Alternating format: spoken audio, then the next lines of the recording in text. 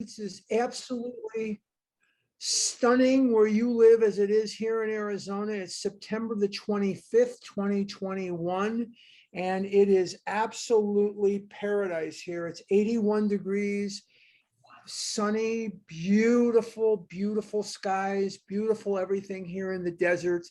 And I'm just so happy to be here. I hope that everything is great where you are too, as I say. We are going to finish today the chapter to employers. And when we are in the chapter to employers, we are studying a chapter of the book that many, many people poo-poo. They just, oh, to employers, to wives, the family afterwards, poo-poo-poo. There is a lot of wonderful information here. There is so much to learn, so much to gather from this chapter that it's hard to even put a finger on it. But what this chapter really is it's a continuation of step 12. See, step 12 is a three-part step. It says in the first part of step 12, having had a spiritual awakening as the result of these steps. And that tells me who should and can be sponsoring. Anyone who's had a spiritual awakening as the result of the steps is an excellent potential sponsor. And we need to sponsor, we need to get involved. You know, I hear so often people telling me, I'm not going to sponsor, I'm scared, I'm this. They're really not saying they're scared most of the time, but that's what it really is. They're scared, and there's nothing to be afraid of. If you just point your lantern in the direction of the big book and share with the person how you got through these various things, you can be a most effective sponsor. And if the person wants to recover, you can't say the wrong thing. If the person doesn't want to recover, you can't say the right thing where anybody is going to be thinking about you or judging you or discussing how good or bad you sponsored. We're really not paying that much attention to it. Eleanor Roosevelt said, when considering what others think of us, let's first consider how little they do.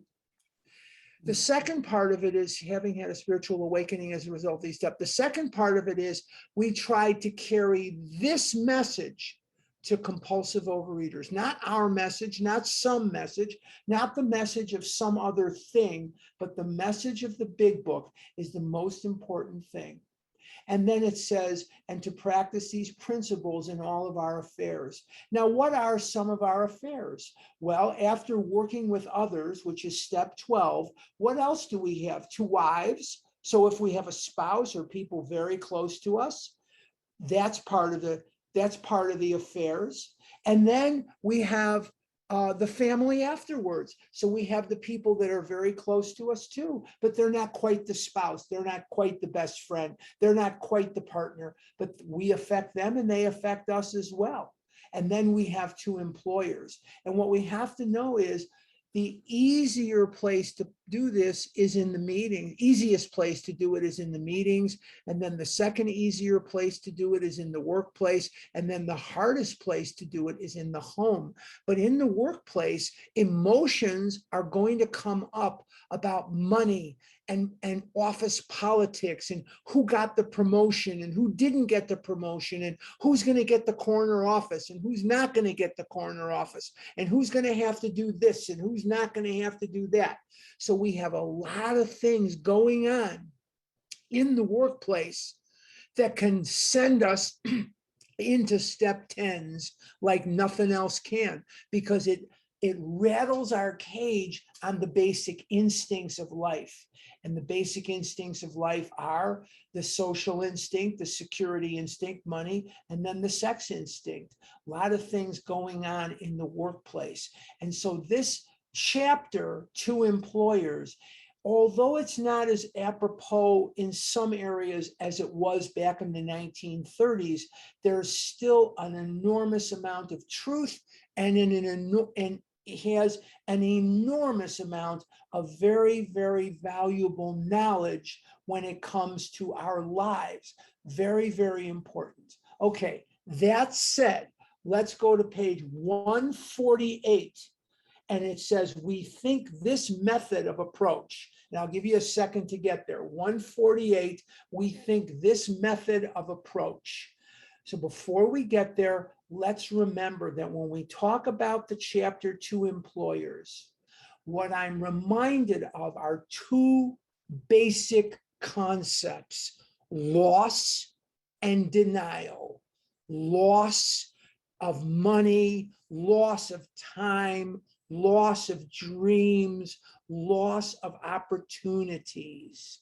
And when I was a little boy, I was overwhelmed by this disease at an extremely early age. And my friends, it seemed to me, were living a very, very different life than I was living. They were living lives that included dreams, and they were living lives that included love and intimacy and all these various things, family, which in my case was like an insane asylum in a lot of ways. But they seemed to be free to dream and free to live and free to walk out into the world and look like other people and dress like other people and be like other people. And they had the right to dream and work toward goals. And I thought I did not, because I was fat. Because from the time I was a little child, people would say to me, fat boys don't get good jobs. Fat boys don't get to go out with girls. Fat boys don't get to be whatever, fat boys, you could fill it in yourself. And I found out that a couple of the things they were telling me were really, really true. What they said was fat boys don't get to go out with girls. I found that to be the case. I didn't go on my first date with a girl till I was 35 years of age. And I found out that when they said to me, oh, don't eat so much, you'll feel better, they were 100% correct.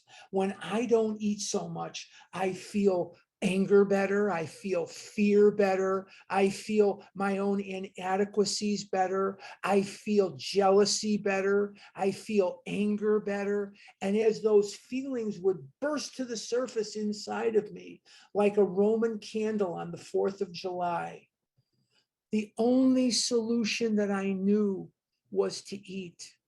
The only thing I knew to do was to eat. I didn't connect the dots and say, I'm having these feelings, I'm having these difficulties, I'm going to go eat. I just thought I was hungry. I just thought I had a taste for ice cream. I just thought I had a taste for whatever it is. You fill in the blank, whatever it is you like, from Chips Ahoy to God knows what. I never connected those things. And Shakespeare said the saddest words of tongue or pen are these few words, it might have been. And so I ended up in a job, I ended up with something that I look at what I do for a living often and I say, gosh, I'm better than this. But you know what? I'm 67 years old. I'm not probably going to go out and start a new career now. But what I say to myself always is, you know what? It could have been a lot worse. Yeah, it could have been better, but because of recovery, it could have been a lot worse. Am I glad I'm still working at 67 years old? No. Do I wish I was retired? Oh, you bet I do. But you know what? My bills are paid. I'm healthy. I just walked 3 miles 6 days a week over the last long period of time. My cardiologist gives me a very clean bill of health. My doctor's thrilled. My dentist is thrilled. Things could be a lot worse. And the reason that they're not worse is because of this magical, magical journey called recovery.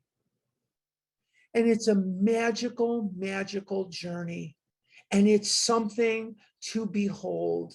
If you've ever dreamed of loving yourself, not in a narcissistic, egotistical, insane way, but if you've ever dreamed of being on good terms with yourself, stick around. If you've ever dreamed about being a useful, productive member of society, As absurd as that idea may strike you today, stick around and do the work. If you've ever dreamed of being that person that you never thought you could be, stick around. You're going to be that person. And as it says on page 88, one of the most important sentences ever written in the English or any language, it says on page 88, when referring to this program of recovery, in step 11, it says, it works. It really does. Doctors have been pronouncing me dead for a very long time. I remember distinctly being 17 years old. I broke my ankle in gym class at Mather High School in Chicago on the north side. I'm born and raised on the north side. And I remember that I went to Edgewater Hospital, which is condominiums now. And I went to Edgewater Hospital, and Dr. Bernstein was putting a cast on my ankle, and my mother was sitting there crying. And Dr. Bernstein looked over his glasses and he said to my mother, you know, Virginia, and he looked like he was really mad. He's over 300 pounds and he's 17 years old. He isn't going to live to see 30. And I blame you and Max, and I blame, my father's name was Max, and I blame him. You've got to get a handle on this kid's eating. And she cried all the way home. And what did we do on the way home? We went for ice cream on Devon Avenue. We went for ice cream and swore to God that tomorrow we were going to get back on our diets. Of course, tomorrow never, well, not never, but it never came for my mother, but it came for me. I'm not dieting, but you get the picture. I did get abstinent, and I've been abstinent now for over 22 years. So we're talking about loss and we're talking about denial. Let's go to page 148. We think this method of approach will, I'm in the middle of the page, will accomplish several things. It will permit the rehabilitation of good men. At the same time, you will feel no reluctance to rid yourself of those who cannot or will not stop. In other words, when he says here, you will not have any reluctance. This is good for your sponsoring. If a person that you're sponsoring, or if you are the person that cannot or will not stop, don't be surprised when your sponsor drops you. If they don't drop you, they're not doing you any favors, because at some point we have to be awakened. We have to be fired. We have to know that if we're still eating and we're not moving forward in the steps, that we are not going to recover. And sometimes we can say to ourselves through denial that I'm somehow different. What jobs does the ego have? The ego has three jobs. Make me right. Make it okay that I feel good right now. Make me feel good right now. And the third job is make me different from everybody else.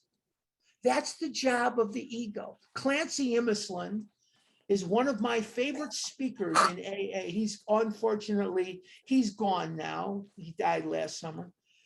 But Clancy Imislund used to say that alcoholics who go up to heaven and God after not recovering in AA, they yell at God, and God yells back and says, I sent you a book, I sent you a program, I sent you a sponsor. And the alcoholic turns to God and says, wait a minute, you don't understand, God. My case is different. No, it's not. Page 98 tells us priorities. Job or no job, wife or no wife, we simply do not recover while we put other things in front of spiritual principles. And what are the spiritual principles? The spiritual principles are the steps. They're the steps. And so I have to prioritize this above all else. Does that mean that I don't have room in my life to experience joy, to enjoy a friend, to enjoy a walk, to enjoy a college football game. Oregon plays Arizona today. I'll be rooting tonight. I'll be rooting for Oregon, and I've got Donald Duck behind me. Donald Duck is the symbol of the Oregon Ducks. No, that doesn't mean that at all. But what it means is nothing comes before my program. Nothing. Okay, let's continue. Alcoholism may be causing your organization considerable damage in its waste of time, men, and reputation. Alcohol, food what can cost anyone irreparable, considerable damage because it sucks everything out of you. If all the food did was make me fat, it wouldn't have been the worst thing in the world. Okay, so I'm fat. All right. Now, in my case, I took it to a ridiculous extreme. My friend Roy in California says, if you want a good example of somebody who was trying to break down death's door, when they talk about the gates of insanity or death, he says, call Harlan, I'll give you his number. There's a guy that was at the door of insanity or death and trying to kick it in. But this disease does more than make me fat. What it does is it sucks the life out of me. And we've talked about these things before, but bear with me, because if there's anyone on this line that hasn't heard me say this, I'm going to say it again. The disease first does what any abuser will do. What does an abuser do in an abusive relationship? An abuser first isolates you from your support system. It isolates you from family. It isolates you from friends. It isolates you from people who will objectively say to you, listen, mister, listen, miss, your reality here is insane. You've got to get out of this situation. The abuser doesn't want you to hear those words, so they isolate you. And that's what food does. It amputates me from society. It makes me into a hermit. It takes me and isolated me from any known support that I might have gotten.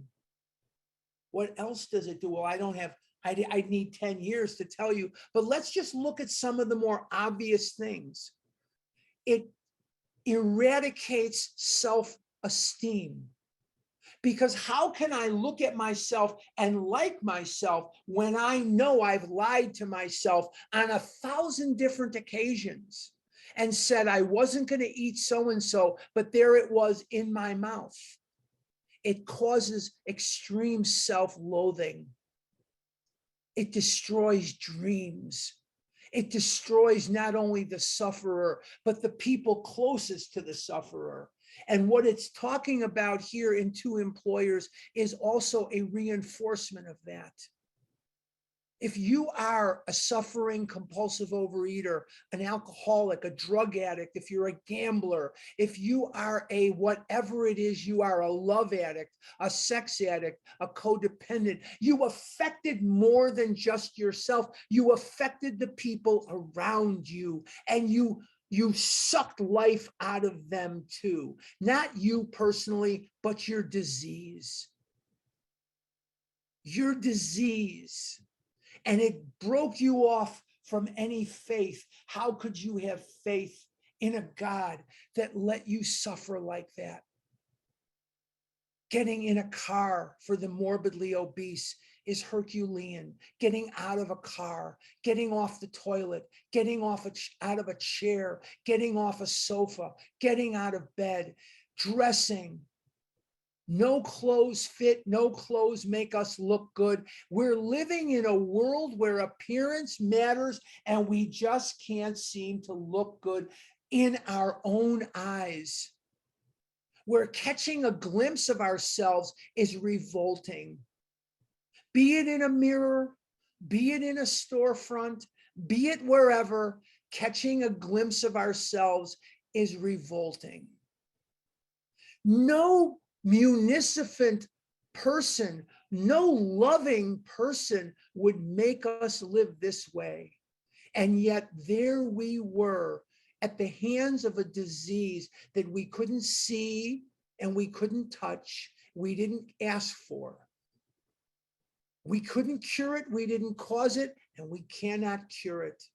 We can't cure it, we didn't cause it, and we can't control it, is what I meant to say, sorry.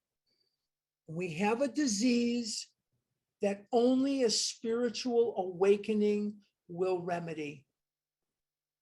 And we're asked to turn toward God. We're asked to turn toward a higher power. And most of us come in with chips on our shoulder toward God, and chips on our shoulder toward religion, and chips on our shoulder toward these things, because where was God when I was suffering? And so we have to completely redefine God. We have to completely rewrite the description in our head. And that can be so tough for so many of us. We have to be open to change. We have to be open to the new, the untested, and the untried. And for so many of us, it's always been, my way doesn't work, but I'm not changing. And that's a form of crazy too. The jaywalker, man of 30, Jim and Fred in chapter 3 illustrate for us so beautifully that it cannot be my way if I'm going to recover. One of the things I learned early on is that if I'm going to recover, I cannot set the terms of that recovery. It's not going to be my way. If it's my way, it's going to fail. The car is going to go into a ditch. The Mars rover is going to go into the gully.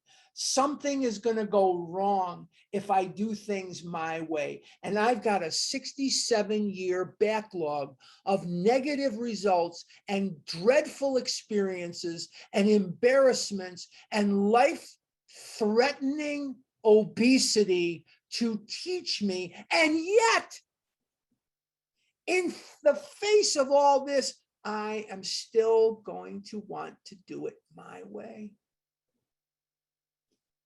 Because right or wrong, my ego says this time it's going to be different. And the truth is, no, it's not. No, it's not. So this chapter illustrates for us, as we bring it to a close almost here, the loss and the devastation of this disease. Now, some people may say, I've never been obese. Some people may say, well, I've never had trouble getting in and out of a car. I've never had trouble getting in and out of an airplane seat. I've never had trouble with all these things that you talk about, but I suffer too. Some of us have normal bodies. Some of us are anorexic. Some of us are bulimic. It doesn't matter which side of the coin you come from, whether it's the anorexic side or the bulimic side or the morbidly obese side, we are all compulsive overeaters. And we find out very soon that compulsive eating is not the problem, but it's compulsive overeating, the disease, that's the problem. Now, they may sound very similar, but they're very, very different. Let's look at alcohol and alcoholism, because it's a little easier to picture in your mind. What you find out when you come in, if you're an alcoholic, is that alcohol was never your problem. Your problem is alcoholism. Alcoholism is the problem. Alcohol is solved by doing what you think. Plug the jug, put the cap on the bottle, stop drinking, and your problems should be over. Oh, were it so simple. Oh, were it so simple. But the problem is the alcoholism. The compulsive overeating isn't the problem.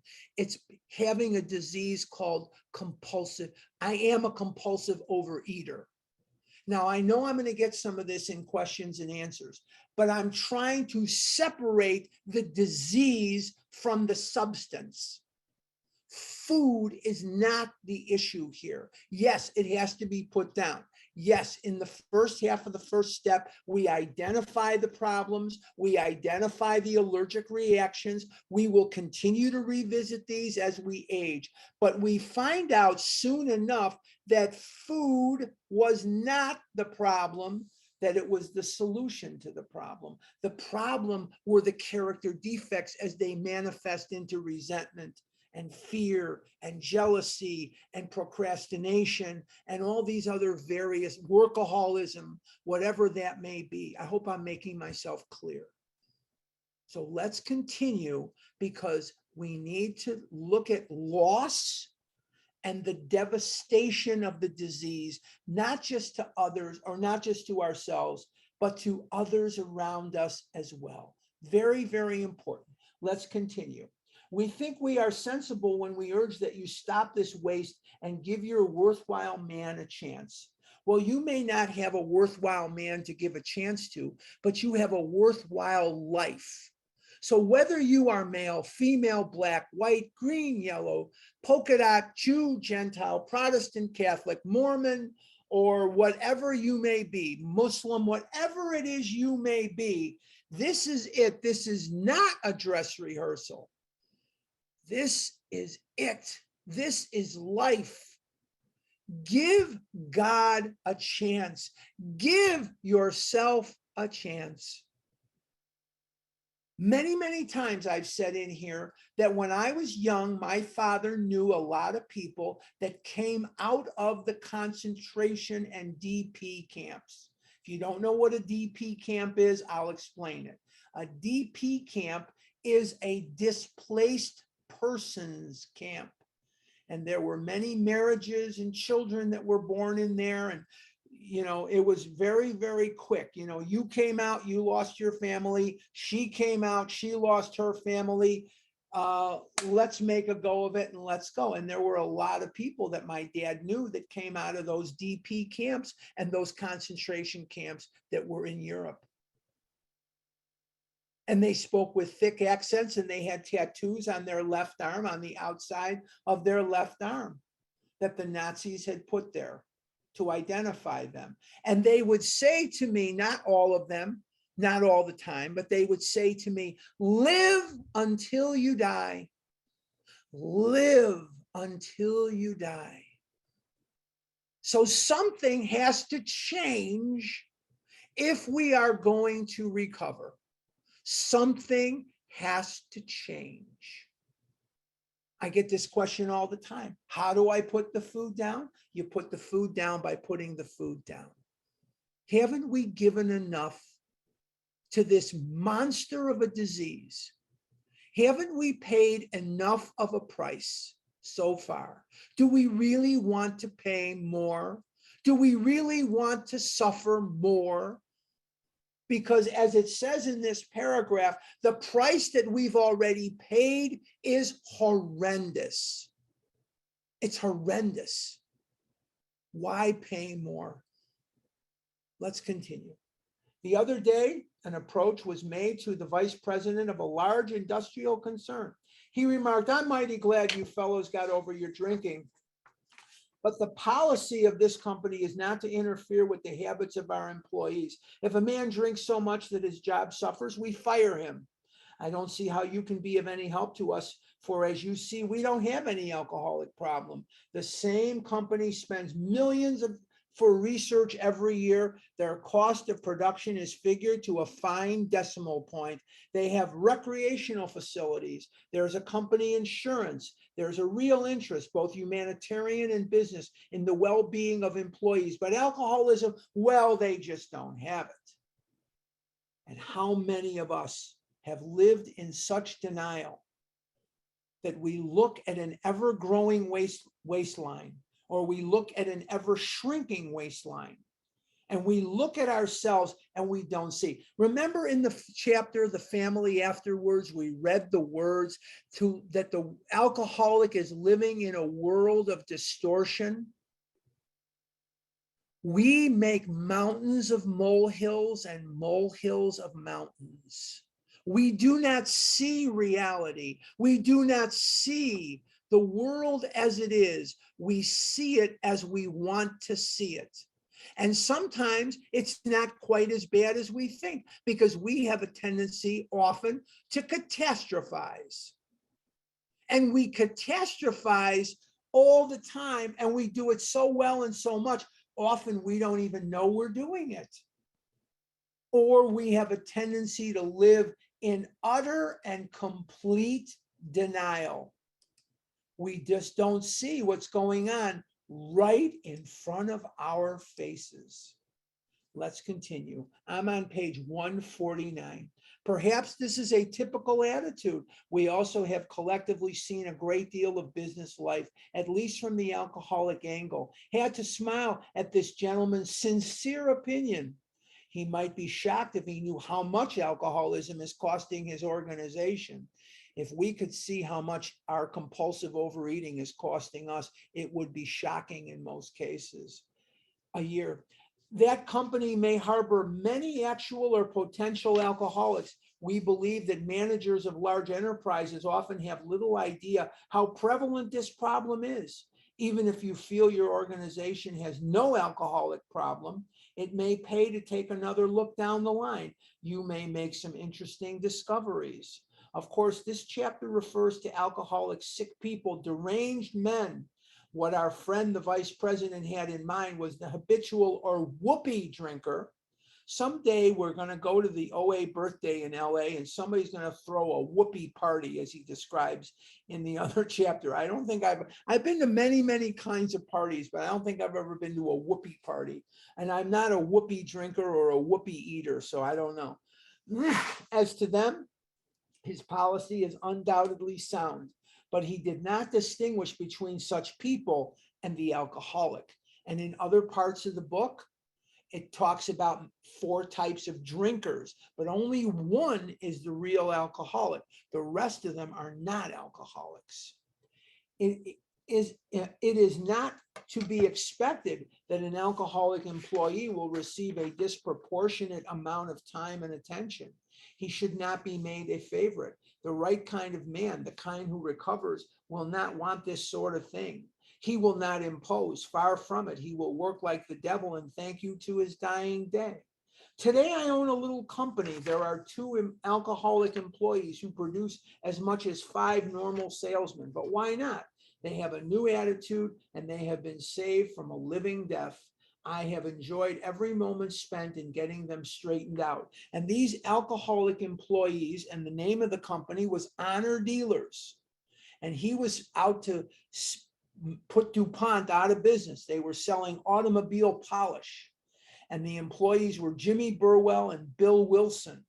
And Jimmy Burwell and Bill Wilson worked for Hank Parkhurst, and they were the 2 employees. As a matter of fact, it was in the offices of Honor Dealers on Walnut Street in Newark, New Jersey, where most of the big book was typed by Ruth Hock. Most of the book was actually typed at these offices. And that is where we see this little microcosm that these guys, Bill Wilson and Jimmy Burwell, were producing as much as 5 salespeople. But of course, as we know, they were in recovery. But if they had been in the disease, they could not have produced very much at all. So we sum up the chapter once again by talking about what is so important for us to know.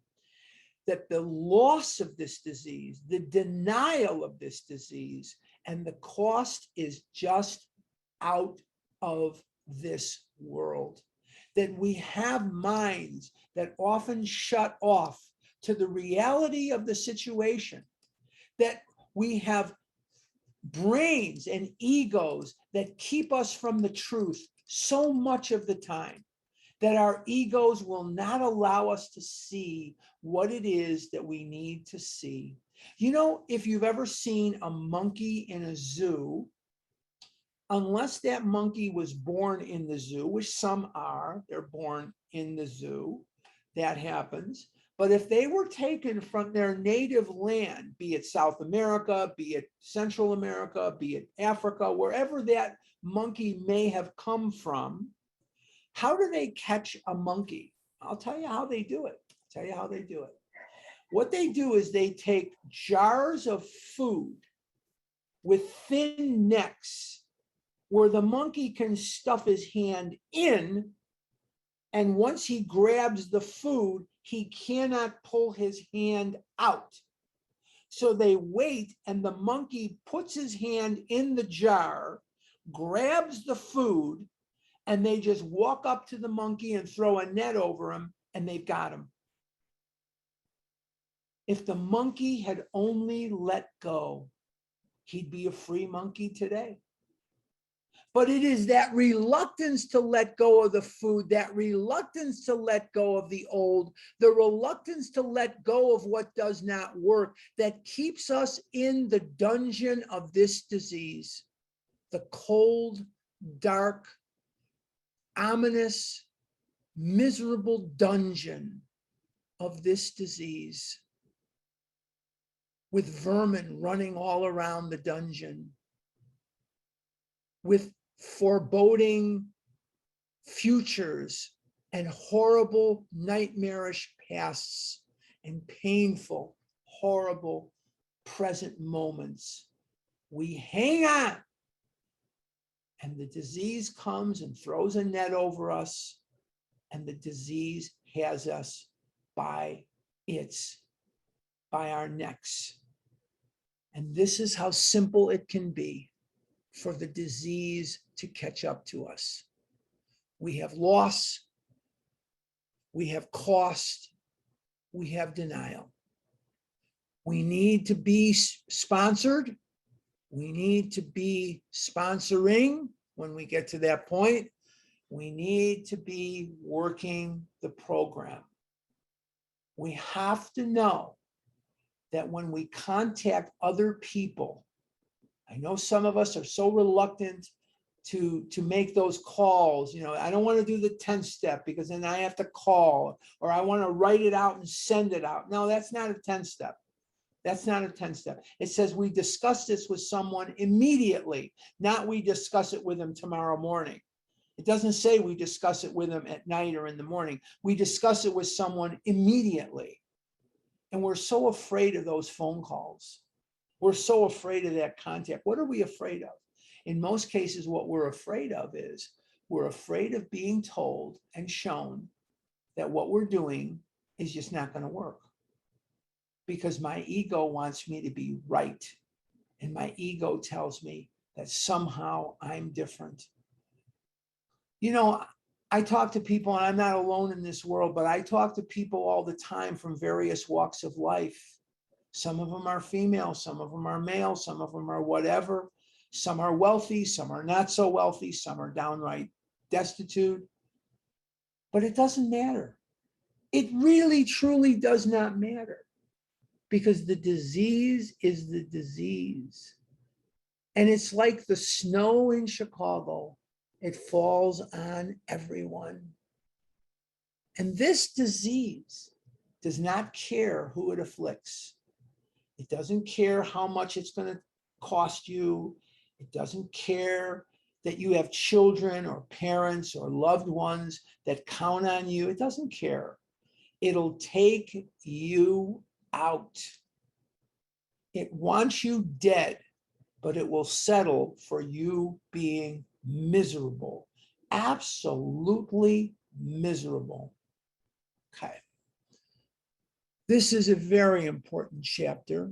I hope that I've succeeded here today and in the Saturdays where we've gone through this chapter to bring to light so much of what is in the chapter that is as appropriate to any compulsive overeater as anything can be. That this is not a chapter to be poo-pooed. It's not a chapter to be skipped over or avoided. There is valuable and useful information in this chapter. Okay. We're not going to get too far into a vision for you, because I know me, and I know that next week I'm going to want to sort of get a good start on it, but I also I want to explain some things. Let's see what we can cover in the time we have left. Every time I look at the clock, which is in the upper right-hand corner of my computer here, I always think it's 15 to 20 minutes earlier than it is. So it's quite, we talk about denial, or we talk about catching a glimpse of yourself in a mirror or on in a store window. Every time I look at the time, normally I'm sitting here, I'm thinking about what I'm going to say, and I'm thinking about whatever, and are the Bears going to win tomorrow? Are the Ducks going to win tonight? And whatever, that's how my mind goes. And when I look up and I see the time, I'm always like, there's a visceral shock that goes through me because I can't believe it's as late as it is. But anyway, be that as it may, I'm sorry. Originally, the doctor's opinion was chapter 1. Now, you know how you hear this all the time? Oh, the first 164 pages have never been changed, and they never should be changed. They have been changed. They have been changed. If you're not aware of the changes, I'm here to inform you. Number one, the doctor's opinion in the first edition, first printing of this book was chapter 1. And Bill's story was chapter 2, and so on. And originally there was 12 chapters. Isn't that funny? Is it odd or is it God that there were 12 chapters to the book, which contains the 12 steps? And the doctor's opinion was moved in the second printing of the first edition because it was determined that the book should be for alcoholics by alcoholics. And Dr. Silkworth, although he was a great man, and he remains to this day our great medical benefactor. And if it wasn't for Dr. Silkworth, Dr. William Duncan Silkworth, there wouldn't be a program, because it was Silkworth that laid out for Bill what the problem was or is. The problem of the physical allergy and the problem of the effect that the brain is seeking for with alcohol. And why does the brain set out to make itself feel better? Because fear and resentment and jealousy and happiness and all these regret, remorse, self-pity, all these various emotions springing from my defects, not, they're just emotions, make me feel terrible. And it's very, very difficult for my brain to handle that kind of thing. And so my brain will turn to what it knows will make me feel better immediately. And what will make me feel better immediately is the calming, soothing effect of food. And Dr. Silkworth talks about this. But this chapter, chapter 11 of Vision for You, which was chapter 12, there is a very specific reason that this chapter was written. And we're going to get into a lot of history. We're going to get into a lot of things in this chapter that I'm hoping against hope will give you a deeper and more appreciative understanding and a deeper passion for this book than maybe you've had in the past, because this chapter is ripe with it. But why is it called A Vision for You? What is the purpose of this chapter? Well, when I came in here, eating was my recreation. Eating was my best friend. Eating was my lover. Eating was my date. Food was everything. It was all I thought about most days. I thought about what I was going to eat, or I obsessed about what I wasn't going to eat. And I wished I was smaller while I was looking to get bigger. I wished to God that I could be thinner while there was chocolate turtles in my mouth. And that just doesn't make any sense. What will my life look like without this food?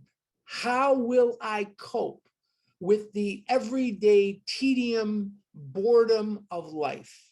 How will I work? How will I play? What will I do? How will I function? What am I going to do when all the waitresses at the restaurants in Chicago don't see me anymore? Who's going to remember my birthday?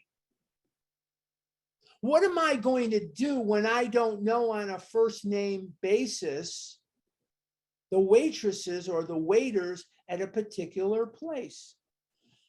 The very first date I ever went on with my wife, she wasn't my wife then. The very first date that I ever went on, we ate at a restaurant in Chicago where I was so familiar with everything that I knew every waitress's car, and I could pull into the parking lot and I could tell you who was absent because I knew who was supposed to work and who took their place. Often the only birthday cards I would get were from them. And I would walk into this restaurant and they would bring me my food. I never had a menu. I used to just get the same thing every single day. I would eat in the same booth, sit at the same place, and I would eat the same thing day after day after day after day after day. And at some level, it was comforting to me to know that that was my life. I don't do real well with the untested, the untried, the undone. You know, the path less, the path or the path less traveled. No, the road less traveled. The road less traveled. I always went to the one that I had traveled on before, even though it was full of danger and pain. I was very uneasy with new and untested. That made me freak out. I was so scared. Still does. That's why there's step 10.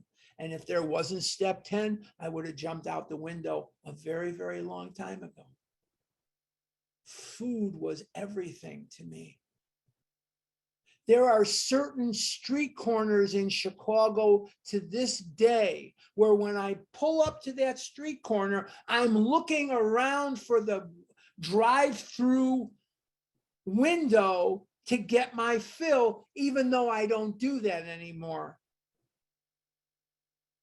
There are certain songs on the radio that when I hear them, it will take my mind back to the summer of 73 or the summer of 82 or the summer of 91 and what I was eating and what I was obsessing on at that time. I've told this story this morning. I was talking to someone this morning, a dear friend, and I related that many years ago, when I was a young man, instead of the old man I am today, I got very, very excited because the Shamrock Shakes at McDonald's were coming out the next day. And I didn't sleep 1 minute through the night. That's how excited I was about the Shamrock Shake that was coming out the next day. St. Patrick's Day is March 17th. This was about March 1st, March 2nd at the latest. And the Shamrock Shakes were coming out. Oh, I was excited. I don't get that excited about anything, but I was excited about that. And the reality of it is they don't even sell them anymore because the green dye that they were putting in their vanilla shakes turned out to be carcinogenic. But the bottom line is I didn't sleep the entire night. So the question that I had in my mind when I came in here, without voicing it, without asking it, without even knowing that I was afraid, was what is my life going to look like if I stop this behavior? Because it's the unknown. It becomes that road less traveled. So there was more going on than just the consumption of food. There was my activities, and there was my social life, and there was this, and there was, how am I going to watch a football game without at least 2 pizzas and at least a pound and a half of Doritos and a minimum of 24 to 36 donuts? How am I going to watch a football game? How am I going to enjoy my life when I can't drive down the street and consume all the food that I was consuming in the car and throwing the wrappers, the boxes, and the chicken buckets from Kentucky Fried Chicken out the window? I was like Hansel and Gretel in the story. Hansel and Gretel dropped breadcrumbs in the forest so they could find their way in. And without intentionally doing it, I was Hansel and Gretel. Follow the chicken bones, follow the pistachio nut shells, follow the cigarette butts, follow the wrappers from the Hostess Susie Q's and the Hostess cupcakes and the Twinkies, and you'll find me. I cared nothing for anything or anybody. I threw crap out the window. And the reason that I threw it out the window was I didn't want anybody to know I had been eating in the car. I was 500, 600 pounds, whatever I was, 700. But I didn't want anybody to know that I overeat and I eat pizza and I eat all this other stuff. How many of you have ordered 2 pizzas from the same pizza parlor and asked the guy and gave him money to put both pizzas in the same box? I've done that. I didn't want anybody seeing me carrying 2 pizzas. So they would put 2 pizzas in the same box. And that meant that the top pizza donated a lot of its cheese to the bottom of the top of the box. But I didn't care, because I didn't want anybody to know that I ordered 2 pizzas. I didn't want to know that I ordered 2 pizzas. And I've done that on hundreds of occasions. Hundreds of occasions.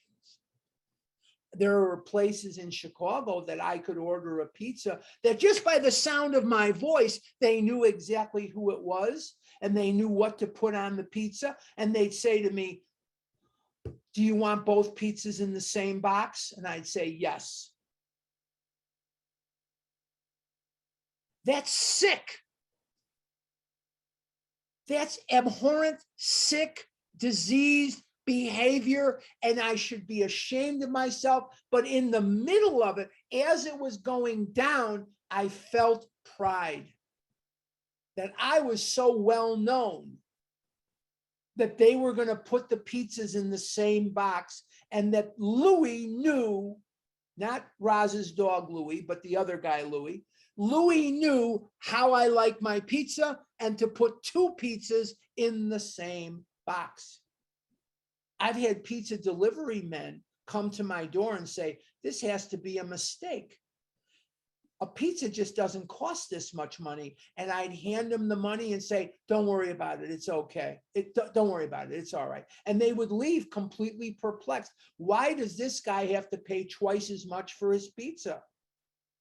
The reason that I had to pay twice as much for my pizza is there was 2 pizzas in there, not 1, 2. But I wasn't going to tell him that. For some reason, I didn't want to tell him that. Maybe some psychiatrist or therapist can explain why I didn't want to tell him that, but I didn't want to tell him that. I didn't want to admit it. I didn't want to own it. I just wanted him out of my life and give me the damn pizzas and let me get started eating them. Because for crying out loud, the game is on, man, and you're jabbering about the price. Stop jibber jabbering in my face and get out of my face and let me just eat and watch the game. And by the way, did you remember my 2-liter of Diet Pepsi? Okay, thanks. 2 pizzas and a Diet Pepsi 2-liter. What sense does that make? The disease does not make sense. The disease is not based in cerebral common sense. The disease is not based in intellect. It's based in emotion and ego and insanity. Did the jaywalker have cerebral common sense? Did Bill Wilson have Bill Wilson had a lot of common sense, but did he exercise that common sense during the first 8 pages of his story? Nope. Can I relate to the way Bill thinks? You bet. Can I relate to the way Bill drinks? You bet. You bet. In every page in the first 8 pages of Bill's story, he is illustrating that the disease is permanent, progressive, and fatal. In every paragraph on every page, he's drinking more and more and more and paying more and more of a price. His life is going down, spiraling down quickly. Louis knew how I like my pizzas. He knew to put 2 of them in the same box. He knew that made me feel so good. Boy, that's exciting, isn't it? Hardly. But at the time, it made sense. So the chapter of Vision for You was written specifically to show me the life that was out there. Because if somebody could have said to me in 1980, whatever, that one day 115, 120 people would be on my big book study on a Saturday morning, I would have laughed in their face. What would I have to say to a bunch of people who are trying to recover from a seemingly hopeless state of mind and body? In the chapter of Vision for You, which is where my morning meetings, your morning meetings, hopefully gets its name, and our Zoom meetings that emanate out of Scottsdale, we get our name from this chapter. It's one of the most popular names for a group.